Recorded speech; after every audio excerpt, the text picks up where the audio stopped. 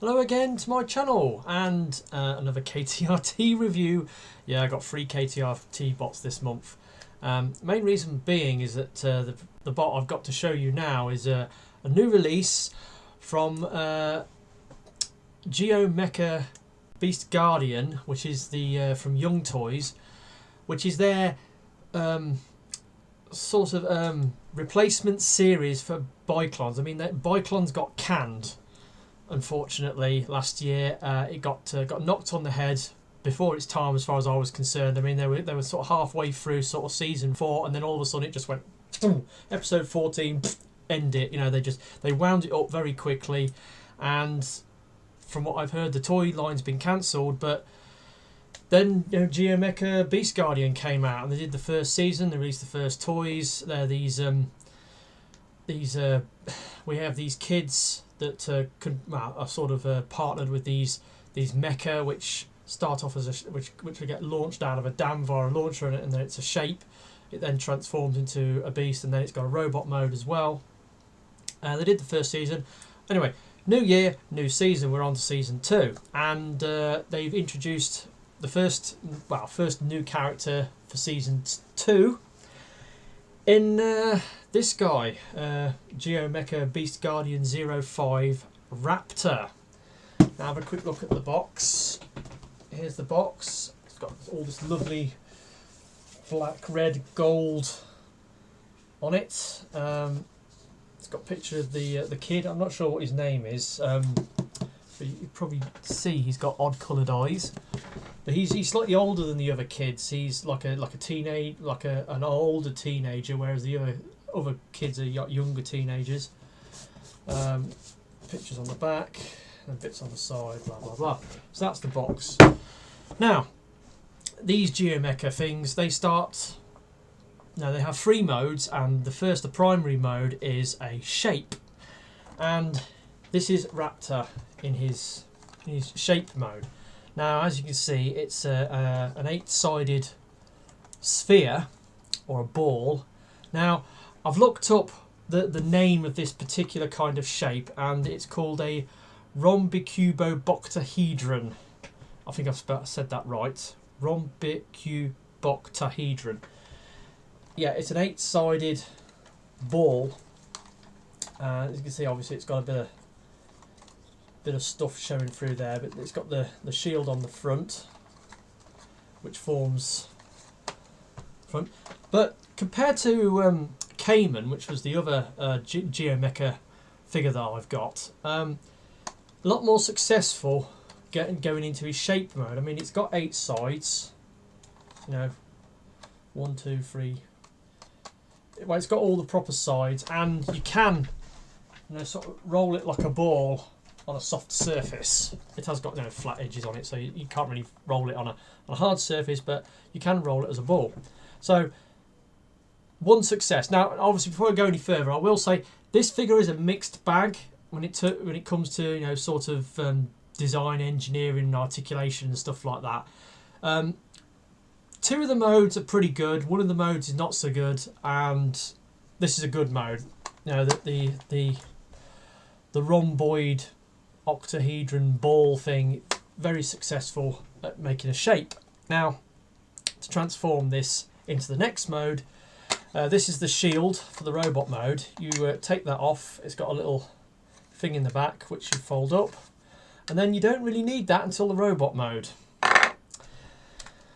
So now we get to transform this thing. So first of all, there's a bit of parts forming. You take these triangular pieces off the side, or sides. There's 4 of them in total. Bit of parts forming with this guy, unfortunately, but that's just the way it's engineered. Right, now to get this into the Raptor mode. Now, as it's still in a kind of a ball mode, I like to do this. I like to fold these bits out. Then you fold this out. Then you fold that out. Then you've got the startings of the Raptor mode. You've got his head. See, you've got a Raptor head. It's got his neck, the body, and then the tail. So we're sort of halfway there. Now, top half of the Raptor mode, well, we ain't quite finished with the top half. We've got to sort of get the legs out. So you unpeg these side pieces and then fold them down. Like so. Then underneath here, you've got the Raptor arms. So there's a little tab in the side. Pull it forwards. And then inside is some claws that you can splay out. So bring that forwards. And then bring the claws out. Like so. Now I like to angle these forward a little bit. And then, you know, you look at that, and that's like the top half of the Raptor done. And you think, that looks great, that looks really good. Now we come down to the legs. Now, you've got these huge blocks, which are the legs. But we ain't quite finished with them. Remember those parts forming pieces we took off? Well, you can peg them together to form toes, and then on the front of the Raptor there's these little slots, and then you slot them on to form his toes, and that is the Raptor mode. Now unfortunately, top half of the Raptor mode is fine. Bottom half, you've got these stupid clown shoes, for want of a better word. They're his feet. Now in the show, you look at the CGI model of the Raptor, and his waist sort of splits down the middle and splays out, and then these legs reconfigure into a different way, and some proper sort of feet come out the bottom. Due to the nature of the engineering on this toy, they couldn't really do the Raptor legs properly without, you know, overcomplicating the engineering on the toy. So unfortunately they've had a bit of a compromise, and this is what we've got. Now, articulation on the dino legs, if you can call them that. There's a ratchet there which can go forwards and backwards. They can go in and out like that, and then you can turn them from side to side, but due to clearance issues it unpegs another joint on the legs, which, you know, we don't really need until the next mode. So that's Raptor. He's got plenty of articulation on his neck. The head opens. Obviously he's got this square thing inside his mouth, which we'll get to later. But there's plenty of joints on his tail and his neck. So you can get the top half into some decent poses, and there's a little bit of movement on the claws. It's just the legs that let it down. So this mode, not so good. Like I said, it's a mixed bag, this figure. Bottom half, top half good, bottom half not so good. So I'll give this a half. So the ball mode was a pass. This is a half pass. Anyway, sorry about that. Spring-loaded gimmick on the head reveal, which when you're holding this thing, that, you know, you keep hitting the button and it keeps popping up. I don't know whether I'm going to edit them out or not. Anyway, so to get this into robot mode, again, parts forming, you take the toes off the dino mode. You then bring the feet round and pop them together.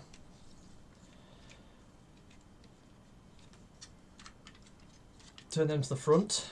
Then there's the feet, which you pull out. And then there's a heel spur inside, which you pop out. And that's the legs done. Now, with the Raptor section, you put the Raptor arms away again. Fold them up, pop them away. You then turn the waist to the front. Actually, you flip these bits round first. Then turn that to the front. Bring those up, fold these down. And then got the fist that you fold out on one side, and then the dino head becomes the other fist. And then it kept popping up throughout this review, the head reveal. So there we go. There is Raptor in his robot mode, and he looks pretty cool. He looks amazing. Now, this guy is easily the most articulated KTRT bot I own. He's got lots of joints, some of which are configured in a slightly unusual way, which means you can't get as much dynamic posing out of him as you'd like to get. But I will get into that in a bit.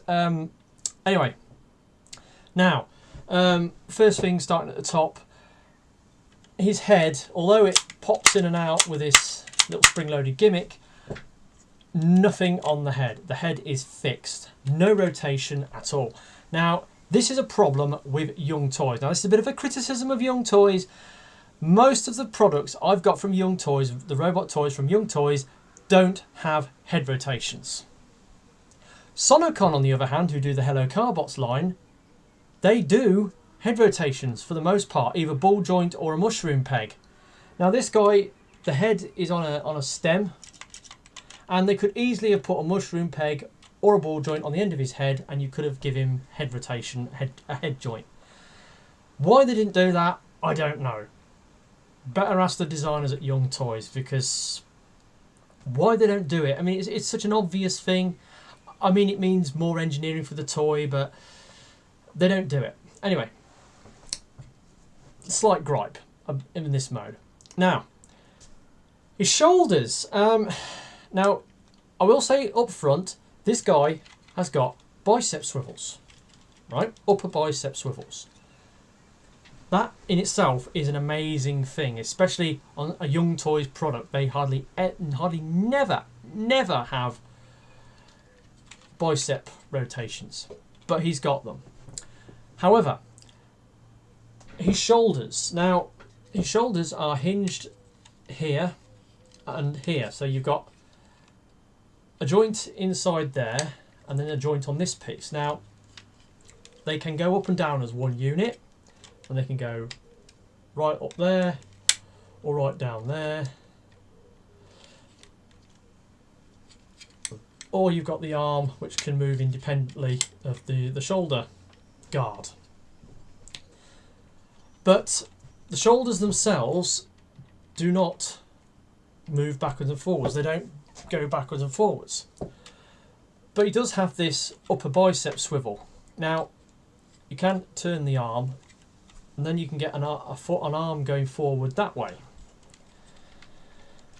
Now, I think because of the way they've engineered these shoulders, yes, it hasn't got a fully articulated shoulder, but due to the arrangement of the joints in the shoulder and the direction that they go and this bicep swivel, you can actually get a number of movements on the arm. You know, you can get a number of poses going on. So it's not ideal, but there is enough. The way the joints are arranged, you can get enough. There is enough there for you to get some posing out of this thing.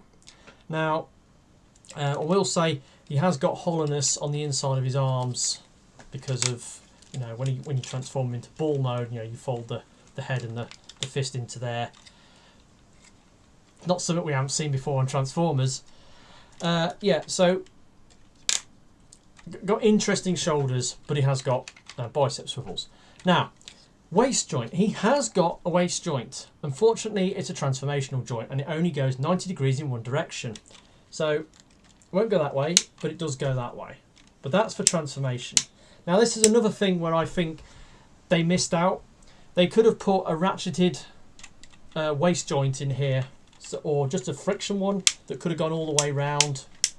You could have moved it then. They could have put a detent on it so that it locked in 90 degrees, and then you can push it further to get it to go the other way. I bet if I took this apart and had a little fiddle inside, I bet I could improve the motion of the rotation on this guy. But again, you can use it as a waist joint to a point.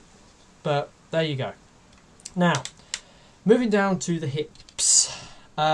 He does have vice swivels, right? Now, when I got this toy, the hips were on back to front. They're supposed to go like that, and on mine, they were out the box. They were kind of like that, and I thought they'd been manufactured wrong. So I undid the screws, took it all apart, and reassembled it.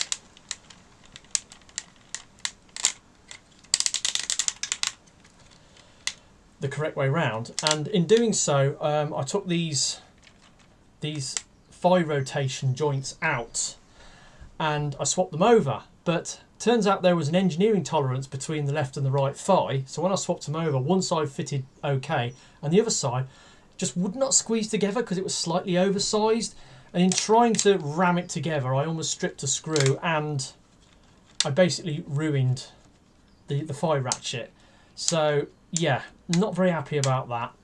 But I think I've since discovered you can flip the hips around without taking them apart. So whether I did any good there, I don't know. So yeah, I had to do some work on it when I got him out of the package. But his hips are kind of short. They're very short. He's got very long shins. The hips. Now he's got some problems with his hips. They do. He will do a Van Damme, and in fact,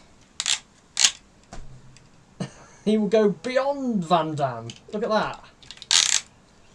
And they're got lovely, lovely ratchets on them. Now the hips do go backwards. They do go to there, but you can, if you twist the leg and get it to go a bit more. Going backwards is fine. Going forwards, however, this bit here hits the underside of this, and they will only go forward one click. Now, if you bend them out, you can get an extra click, but really restricts the joint. Now, if you flip them round, you can then get the joint to do that if you turn it round the other way. So yeah, again, they didn't really think this through properly. They would have been nice if they'd have put a bit, cut this, smooth this down, or put a clearance notch in the underside of the hips to allow the thighs to go rotate forwards properly and freely. So yeah, shame about that, but he's got thigh swivels. The knees don't quite go back to 90 degrees, but they are ratcheted. Now he does have this extra joint there. Now you wouldn't use this for anything else, but for certain sitting poses, turn them hips round. Certain sitting poses,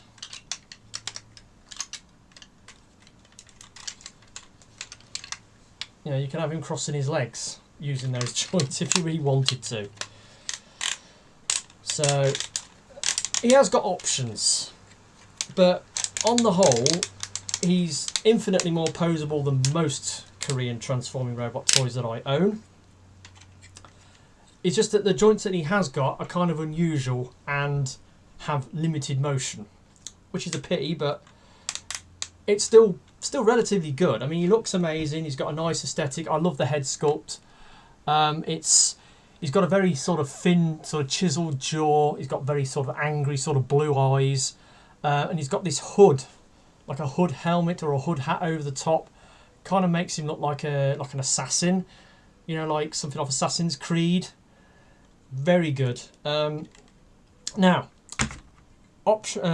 accessories, you've got these parts forming pieces off the the Raptor Mode. Now you pull them apart. There's a little red peg inside which you bring around, and then you can slot them together, and then there's a yellow handle inside which you pull out, and then you get a sword. Do this to the other one, and then he's got 2 swords. Now, when I first unboxed this, these things are in the plastic clamshell separately, so I pulled these out first, and I noticed straight away some missing paint apps. Now, if you look on the box, you can see he's got the swords with this silver serrated edge sort of painted on the inside. If you look on the inside of these, you can see they've got the serrated thing there, but they've not been painted. Now, admittedly, you've got all these tabs and pegging ports on the inside of here and these cutouts.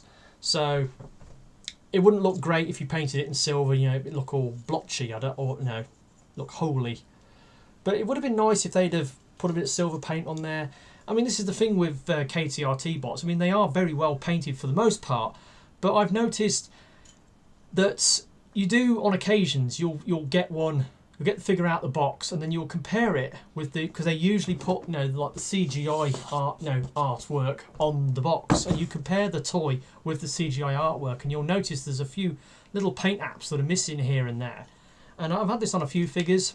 It's not a big deal. It's not a deal breaker by any means, but you know, it would be nice if they paid a little bit more attention to detail and just went that little bit extra mile to make their figures just that bit better.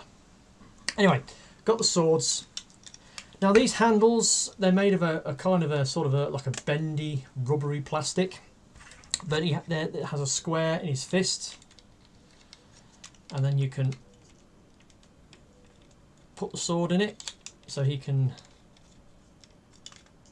hold the sword, and obviously he can dual wield, because in the show he's a swordsman basically. You know, I mean, it shows him on the box as having the 2 swords, and in the show that's how he fights. He's got these 2 swords, and he's, you know, flashing his blades about and dealing with the bad guys. So he's very adept with blades.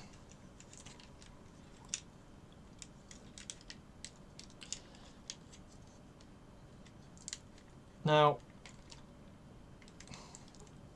there is, you know, he hasn't got rotations on his hands, hasn't got no fist rotations. So really, if you're, you know, going to be wielding swords, you need a fist rotation so you can angle the blade any which way you want. He hasn't got that, which is a shame, and because of the nature of the unusual joints on his shoulders, it can be tricky to get him into certain sword poses. But if you mess around with them enough, you can sort of get something out of it. Now anyway, that's the sword. Now you can do another thing with these. If you fold up the handle, there are ports on this side of the leg, and you can plug them in for storage purposes.